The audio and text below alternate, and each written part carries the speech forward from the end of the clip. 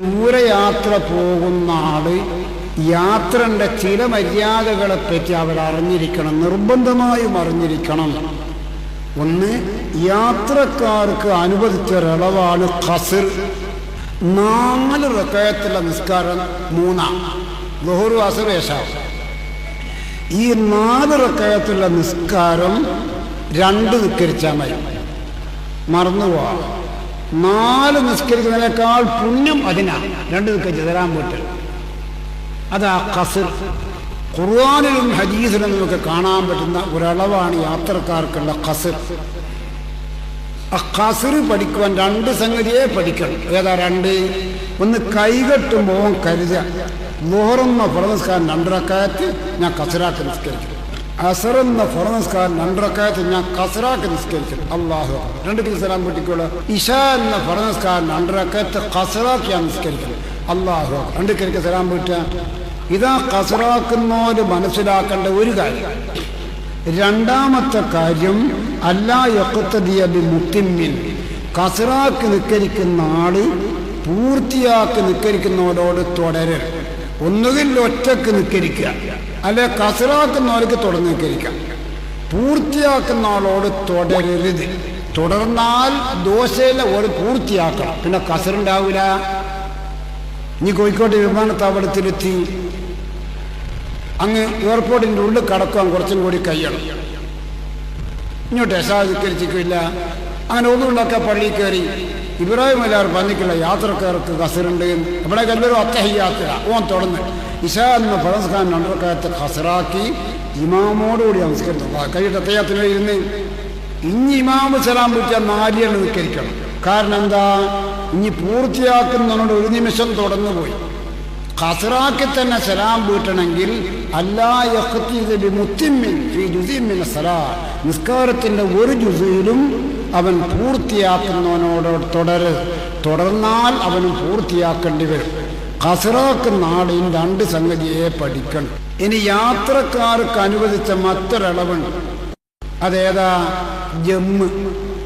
ജമ്മാക്ക് നിൽക്കൽ. ഏത് യാത്രയിലും പറ്റില്ല, ജമ്മാക്ക് നിൽക്കരിക്കൽ.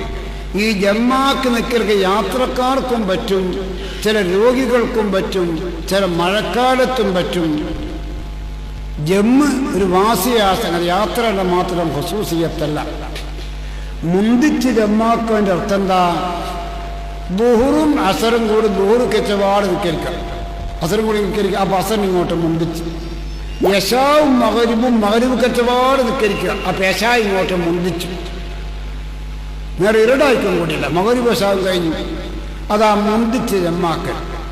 പിന്തിച്ച് ജമ്മാക്കുക എന്ന് പറഞ്ഞാൽ ളുഹ്റ് ആയാലോ കരുതുക, ഞാൻ ഇപ്പോൾ ളുഹ്റ് കരിക്കുന്നില്ല, ഞാൻ ളുഹ്റിന് അസറിലേക്ക് പിന്തിച്ച് ജമ്മാക്ക് നിൽക്കരിക്കും. മഗ്രിബിൻ്റെ മുമ്പ് എപ്പെങ്കിലും ളുഹ്റ് അസർ നിൽക്കാൻ മതി. മഗ്രിബായാലോ കരുതുക, ഞാൻ മഗ്രിബ് ഇപ്പം നിൽക്കരിക്കുന്നില്ല, യശായിലേക്ക് പിന്തിക്കുക. അങ്ങനെ കരുതിയ പിന്നെ സുബഹിൻ്റെ മുമ്പ് എപ്പെങ്കിലും ഒരു 4 മണിക്കൂറിന് മഗ്രിബ് യശാ നിൽക്കരിച്ചാൽ മതി. യശാവ് മഗ്രിബ് മുന്തിക്കുന്നതിൻ്റെ അർത്ഥം എന്താ? മഗ്രിബ് നിൽക്കച്ചപാട് യശാവിക്കരിക്കുക. ളുഹ്റും അസറും കൂടി മുന്തിച്ചിക്കലിൻ്റെ അർത്ഥം എന്താ? ളുഹ്റ് കച്ചപാട് അസറിക്കരിക്കുക. മുന്തിച്ച് ജമ്മാക്കലിന് 3 നിബന്ധന പഠിച്ചോളി. മുന്തിച്ച് ജമ്മാക്കലിന് 3 നിബന്ധന. ഒന്നെന്തെന്നാ? 1ാമത്തെ നിസ്കാരത്തിൽ കരുതണം, ഞാൻ അടുത്ത നിസ്കാരം കൂടി ഇപ്പം മുന്തിച്ച് ജമ്മാക്ക് നിസ്കരിക്കുക. അത് കൈയിട്ടുമ്പോൾ തന്നെ കരുതണം. ഖസ്റാക്കുന്നവൻ കൈയിട്ടുമ്പോൾ കരുതണം. മുന്തിച്ച് ജമ്മാക്കുന്ന 1ാമത്തെ നിസ്കാരം തീരുന്നതിൻ്റെ മുമ്പ്, സലാം വീട്ടുന്നതിൻ്റെ മുമ്പ്, ഞാൻ അടുത്ത നിസ്കാരം കൂടി ഇപ്പം തന്നെ മുന്തിച്ച് ജമ്മാക്ക് നിൽക്കണമെന്നോ കരുതണം. മനസ്സിലാകുമനെ? മനസ്സിലാകും മോളെ? ഒരു നിബന്ധന അതാണ്. 2ാമത്തെ നിബന്ധന തർത്തീബായിട്ട് നിസ്കരിക്കണം. ആദ്യം ളുഹ്റ്, പിന്നെ അസർ, ആദ്യം മഗ്രിബ്, പിന്നെ ഇശാ. ഇങ്ങനെ തർത്തീബായിട്ട് തന്നെ നിസ്കരിക്കണം. അതാ 2ാമത്തെ. 3ാമത്തേതോ ഉടനെ നിസ്കരിക്കണം. ളുഹ്റ് സലാം വീട്ടപാട് അസർ. സുന്നത്തൊന്നും എത്ര ഗുണം മനസ്സിലാക്കുന്നത്, എത്ര ഗുണം മനസ്സിലാക്കുന്നത്. പ്ലെയിനിൽ 10:30 മണിക്കാ, ഞാൻ 10:30 മണി പ്ലെയിന് ഇവിടുന്ന് 2 പോണ്ടിയില്ലാരോ. ഒരു എയർപോർട്ടിൽ പോരെ അസർ നിസ്കരിച്ചാപ്പെന്ന് പോരും കൊടുവണ്ടി. അതിനോതാ കുഴപ്പമൊന്നുമില്ലല്ലോ. മഗ്രിബായ മകര് മുന്നിച്ച് ശേഷം മുതിച്ചേക്കരി എയർപോർട്ട് നിക്കാരത്തിന്റെ ഒട്ട് തീർന്നല്ലോ. നേരെ സ്വഭയിൽ നിക്കാരത്തെ വേനയില്ല. ഇതൊക്കെ ആവശ്യമാണ് മക്കളെ, എത്ര ആവശ്യമാണ്. മദീനത്ത് പോകുന്നു. അപ്പോ നേരം 5 മണി ബസ് വിടും. 5 മണിക്കെല്ലാം ബസ്സുകാർ കുത്തിരുന്ന് ബസ്സുകാരിരുന്നു. രാത്രി 11 മണിയായപ്പോൾ ഒരു സ്ഥലത്തി. ഇനി പറ്റത്തെ നാളെ വിളിക്കുക. ആരും മകരും നിൽക്കില്ല, ഏതൊരുത്തേരും നിർത്തിയില്ല. എന്നാ ഈ നിർത്തി വരുമ്പോൾ സാധിച്ചോ മുന്തിച്ചേമാക്കുകയും പിന്തിച്ചേമാക്കുകയും ചെയ്യാം. ഇതൊക്കെ യാത്രക്കാർ ഒരു ദീനീയാന്തരം ആഗ്രഹിക്കുന്നവർ ചാല വളർന്നതാണ്. തികക്കാർക്കും അഫീമദ്ദേഹം തന്നെ ഇമ്മാണ്ടാകാൻ അടുത്താൽ പെണ്ണ് കണ്ട ഒരു വേദന. അന്നേരമൊക്കെ വേദനയായിട്ട് വിവാഹവും ഉണ്ടാവില്ല. എപ്പം മഴയാവുക 5-5:30 മണിയായാലും രാത്രി ഉണ്ടാവില്ല. പിന്നെ ബലിയന് പോന്നാത്ത അത് കീഞ്ഞോടുമായിരുന്നു. എന്നെ അഞ്ഞോ വേദന വന്നാൽ ഇനി പൂർവ്വക്കരിക്കും.